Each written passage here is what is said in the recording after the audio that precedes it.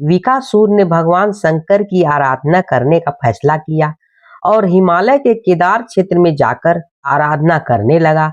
यज्ञ, जप, तप, ध्यान सब प्रकार से वह पूजा पाठ करने लगा। कुछ दिनों के बाद उसने सोचा कि मैं शरीर और प्राण को ही भगवान शिव को अर्पित कर देता हूँ। ऐसा सोचकर वह अपने शरीर का मांस काट काट कर यज्ञ कुंड में डालने लगा। लेकिन भगवान शिव प्रसन्न नहीं हुए।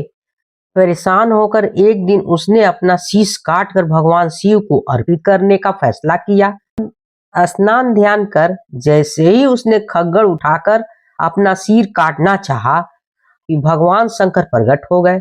बोले, बस करो, तुम्हारी तपस्या पूरी हुई, मैं तुम पर बहुत प्रसन्न हूँ, वर मांगो।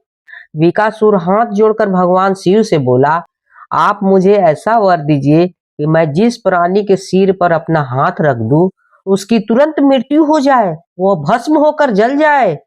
शिव जी विकासुर की यह मांग सुनकर चिंता में पड़ गए, लेकिन वरदान नहीं देने पर देव मर्यादा का उल्लंघन हो रहा था।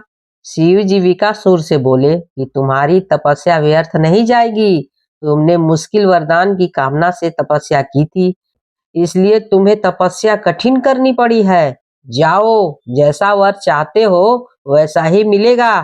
वरदान पाते ही विकासुर की असुरी वृत्ति जाग गई।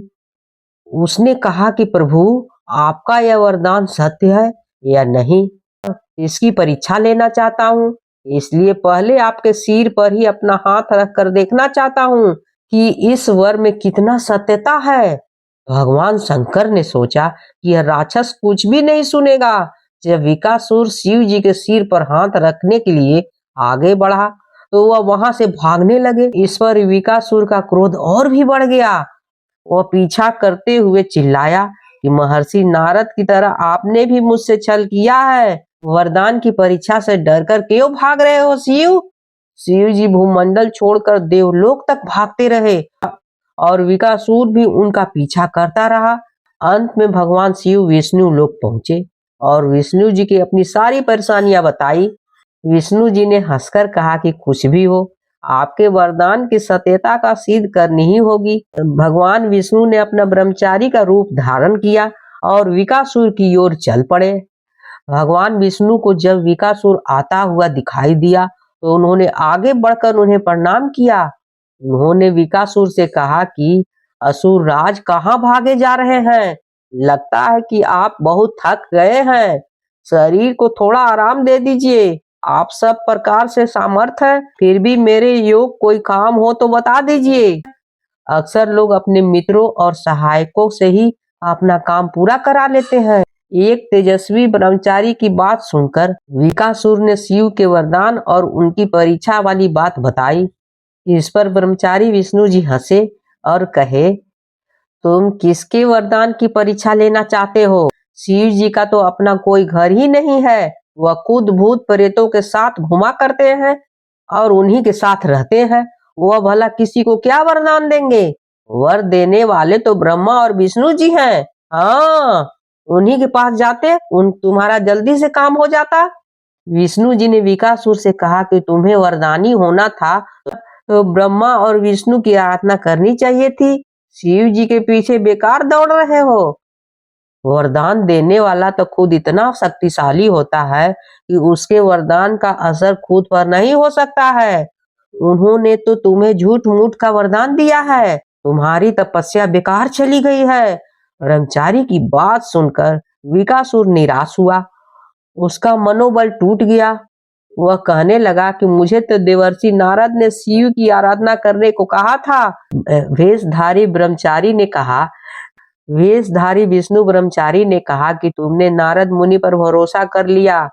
वह तो ऐसे घुमक्कड़ साधु है कि चारों तरफ से लाई लगाते रहता है। अगर तुम्हें मेरी बात का भरोसा नहीं है तो अपने सिर पर हाथ रखकर देख लो कि कैसे शिव ने तुम्हें झूठा वर देकर बहकाया है। असुर का मनोबल पूरी तरह से टूट चुका था।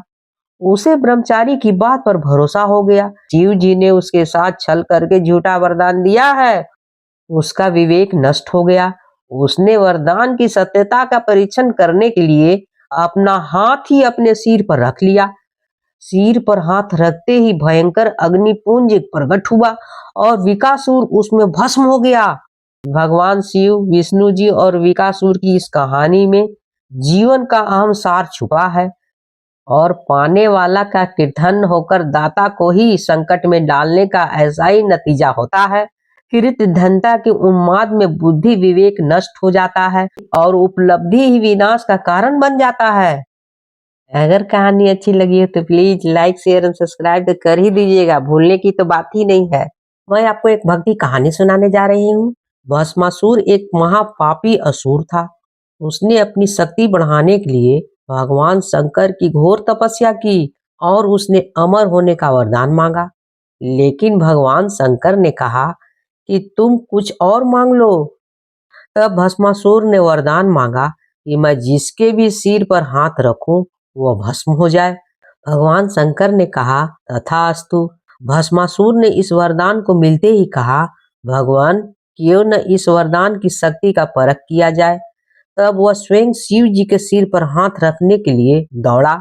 शिव जी भी वहां से भागे और विष्णु जी की शरण में छुप गए। तब विष्णु जी ने एक सुंदर स्त्री का रूप धारण कर भस्मासुर को आकर्षित किया।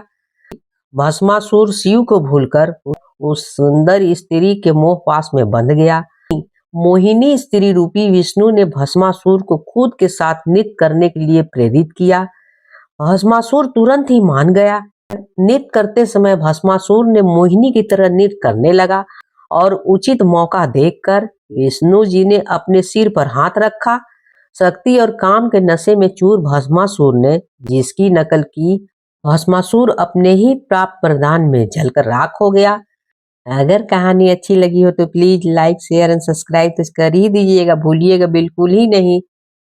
कहानी होती है समाप्त।